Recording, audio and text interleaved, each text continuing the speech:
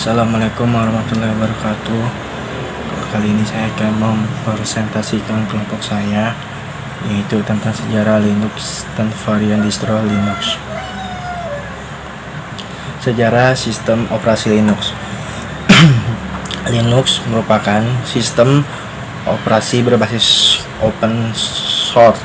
Kernel sistem pada operasi Linux diciptakan oleh Linus Torvalds pada tahun 1991 saat dia masih berada dalam masa kuliah di Universitas Helsinki, Finlandia.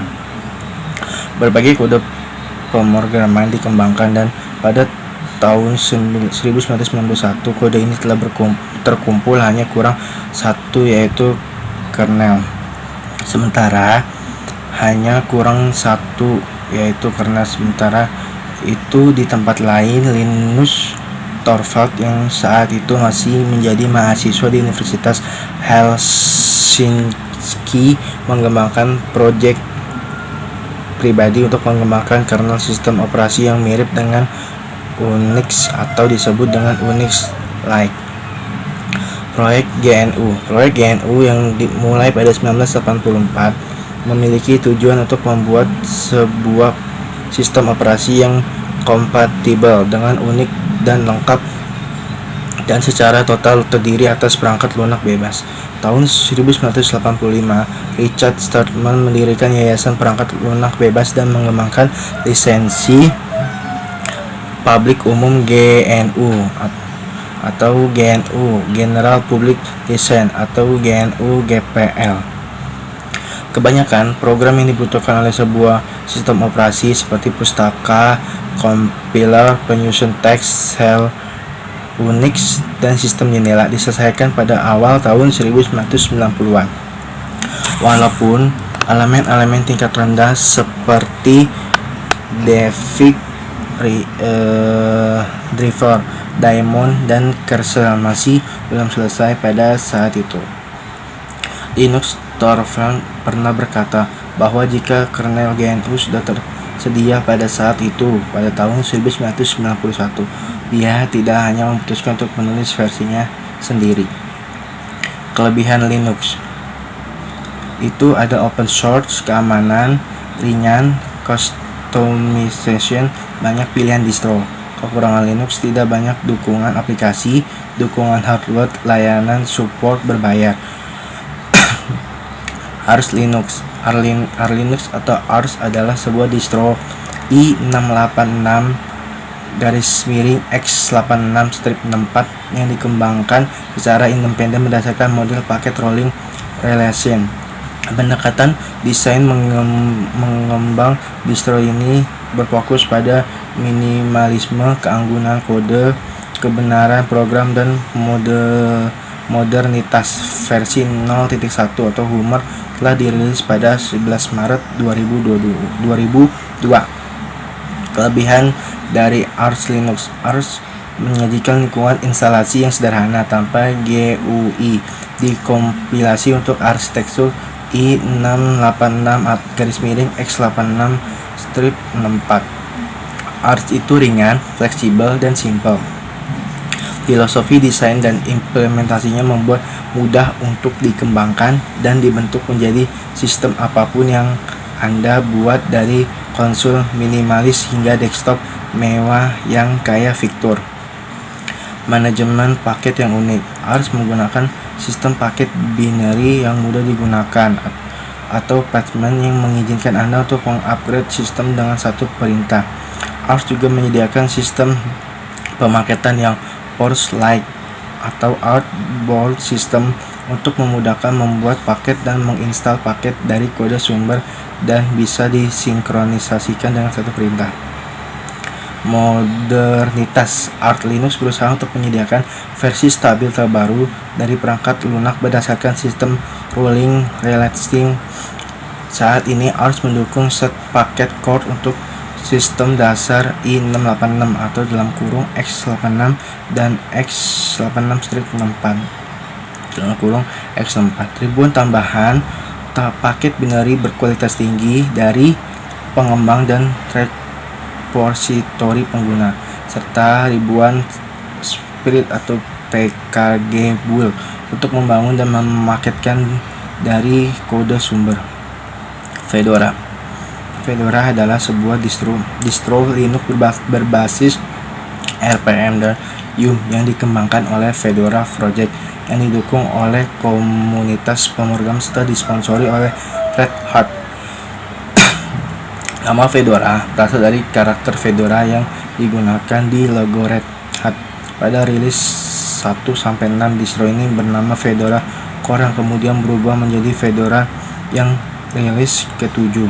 Fedora dikenal di dunia Linux sebagai sebuah distro yang menjadi pioner dalam penggunaan teknologi terkini dan merupakan distro yang digunakan oleh Linux Torvalds. Kelebihan Fedora memiliki reputasi untuk fokus pada inovasi, mengintegrasikan teknologi baru sejak awal dan bekerja sama dengan komunitas Linux, membuat perubahan di bagian hulu alih-alih secara khusus untuk Fedora, memastikan bahwa perubahan tersedia untuk semua distribusi Linux. Fedora memiliki siklus hidup yang relatif singkat. Setiap versi biasanya didukung setidaknya selama 13 bulan, di mana versi X hanya didukung hingga 1 bulan hingga versi X ditambah 2 dirilis, dan dengan sekitar 6 bulan antara sekitar besar versi. Pengguna Fedora dapat meningkatkan dari versi ke versi tanpa menginstal ulang. Manajemen paket. Kebanyakan edisi Fedora menggunakan sistem manajemen paket RPM, menggunakan DNF sebagai alat untuk mengelola paket RPM, dan DNF menggunakan libsop sebagai pemecah ketergantungan eksternal. Flatpak juga disertakan secara default dan dukungan untuk snap Ubuntu dapat ditambahkan. Keamanannya. Untuk keamanan Fedora menggunakan Linux yang ditingkatkan keamanan secara default, yang menerapkan berbagai kebijakan keamanan, termasuk kontrol akses wajib yang diadopsi Fedora sejak awal. Fedora menyediakan hardening wrapper dan melakukan hardening untuk semua paketnya dengan menggunakan fitur compiler seperti Executable Posisi Independent atau PIE. Seperti ini tampilan Fedora. Ubuntu adalah distribusi Linux berbasis Debian dan sebagian besar terdiri dari perangkat lunak bebas dan sumber terbuka.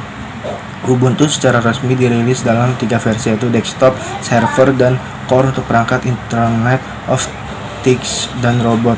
Semua edisi dapat di mesin virtual. Ubuntu adalah sistem operasi populer untuk komputasi awan dengan dukungan untuk OpenStack. Di desktop default Ubuntu adalah GNOME sejak versi 17.10 atau Advanced Victoria. Instalasi default Ubuntu berisi berbagai macam perangkat lunak yang mencakup LibreOffice, Firefox, Thunderbird, Transmission, dan beberapa permainan lainnya seperti Sudoku dan Catur. Banyak paket perangkat lunak tambahan dapat diakses dari perangkat lunak Ubuntu bawaan sebelum pusat perangkat lunak Ubuntu, serta manajemen paket berbasis apt lainnya. Keamanannya, yaitu Ubuntu bertujuan untuk menjadi aman secara default. Program pengguna berjalan dengan hak istimewa rendah dan tidak dapat merusak sistem operasi atau file pengguna lain. Untuk meningkatkan keamanan, alat sudo digunakan untuk menetapkan hak sementara untuk melakukan tugas administratif yang memungkinkan akun root tetap terkunci dan membantu mencegah pengguna yang tidak berpengalaman secara tidak sengaja membuat perubahan sistem yang merusak atau membuat bug baru. Arsip paket. Personal pack arsip atau PPA adalah tempat penyimpanan perangkat lunak untuk mengunggah paket sumber untuk dibuat dan diterbitkan sebagai tempat penyimpanan alat pengemasan tingkat lanjut atau APT oleh Launchpad. Sementara istilah ini digunakan secara eksekutif dalam Ubuntu. Host Launchpad Canonical membayangkan adopsi di luar komunitas Ubuntu. Jadi ini tampilan Ubuntu. Emacs Linux. Emacs Linux adalah sistem operasi Linux kelas menengah berbasis Debian stable dan menggunakan komponen inti anti-X dengan perangkat lunak tambahan yang dibuat atau dikemas oleh komunitas Emacs. Ini dikembangkan sebagai usaha kerjasama antara anti-X dan mantan komunitas Mapis untuk menggunakan alat dan bakat terbaik dari masing-masing distribusi ini.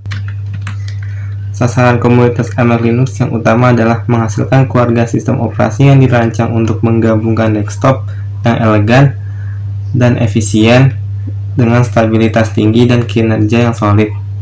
Emacs Linux menggunakan lingkungan desktop SFCE sebagai andalannya, yang menambahkan versi KDE Plasma yang berdiri sendiri dan implementasi Fluxbox yang unik.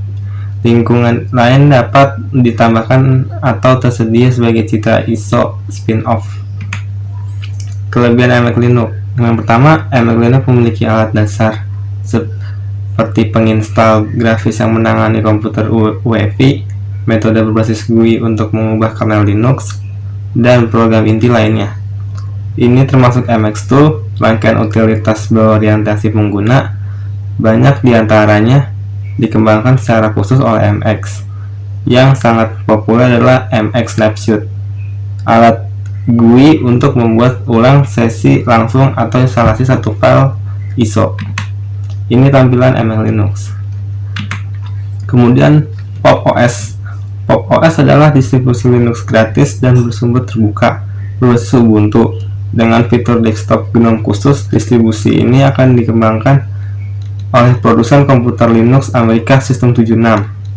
Pop! OS terutama dibuat untuk dipaketkan dengan komputer yang dibuat oleh System 76, tetapi juga dapat diunduh dan diinstal pada kebanyakan komputer. Kelebihan Pop! OS. Pop! OS menggunakan perangkat lunak gratis dan beberapa perangkat lunak berlisensi yang digunakan untuk driver perangkat keras untuk Wi-Fi, GPU, diskrit, dan kodek media. Berbagai perangkat lunak default termasuk LibreOffice, Firefox, dan Geary. Perangkat lunak tambahan dapat diunduh menggunakan manajer paket. Kemudian Pop! OS menggunakan PT sebagai manajer paketnya dan awalnya tidak menggunakan Snaps atau Flatpak. Tetapi dukungan Flatpak telah ditambahkan di versi 20.04 LTS. Paket perangkat lunak tersedia dari repositori Ubuntu serta repositori Pop! OS sendiri. Pop! OS menampilkan antarmuka GNOME Shell yang disesuaikan dengan tema Pop! OS. Kemudian, program yang mendukung TensorFlow dan CUDA dapat ditambahkan dengan menginstal paket dari repositori Pop! OS tanpa memerlukan konfigurasi tambahan. Menyediakan partisi pemulihan yang dapat digunakan untuk menyegarkan sistem sambil menjaga file pengguna. Ini dapat digunakan jika sudah diatur di awal instalasi. Dan ini tampilan Pop! OS. Kemudian yang terakhir ada FreeBSD. FreeBSD adalah sistem operasi unik gratis dan bersumber terbuka yang diturunkan dari Berkeley Software Distribution atau BSD yang berbasis di Research Unix. Versi pertama FreeBSD dirilis pada tahun 1993. Pada tahun 2005, FreeBSD adalah sistem operasi BSD open source yang paling populer. Terhitung dari 3/4 dari semua sistem BSD berlisensi yang terinstall. Kelebihan FreeBSD jaringan. Tumpukan TCP IP FreeBSD didasarkan pada implementasi TCP/IP 4.2 BSD yang memberikan kontribusi besar pada adopsi protokol ini secara luas. FreeBSD juga mendukung IPv6, SCTP, IP security, dan jaringan nirkabel atau Wi-Fi. Tumpukan IPv6 dan IPsec diambil dari proyek Kame, dan juga FreeBSD mendukung protokol IPX dan AppleTalk. Tetapi mereka sudah dianggap tua dan tidak mendapat dukungan di FreeBSD 11.0.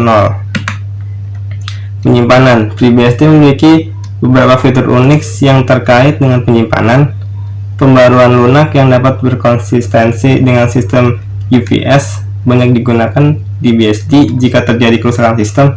Snapshot file system memungkinkan citra file sistem UVS secara instan dibuat secara efisien. Keamanan. FreeBSD menyediakan beberapa fitur yang berhubungan dengan keamanan termasuk daftar kontrol akses, audit riwayat keamanan, atribut sistem file yang diperluas, kontrol akses wajib atau MAC, dan kemampuan terperinci. Peningkatan keamanan ini dikembangkan oleh proyek Trusted BSD. Proyek ini didirikan oleh Robert Watson dengan tujuan menerapkan konsep dari Common Criteria for Information Technology Security Evaluation dan Orange Book. Ini dia tampilan BSD. Sekian dari kelompok kami, kurang lebihnya mohon maaf. Wassalamualaikum warahmatullahi wabarakatuh.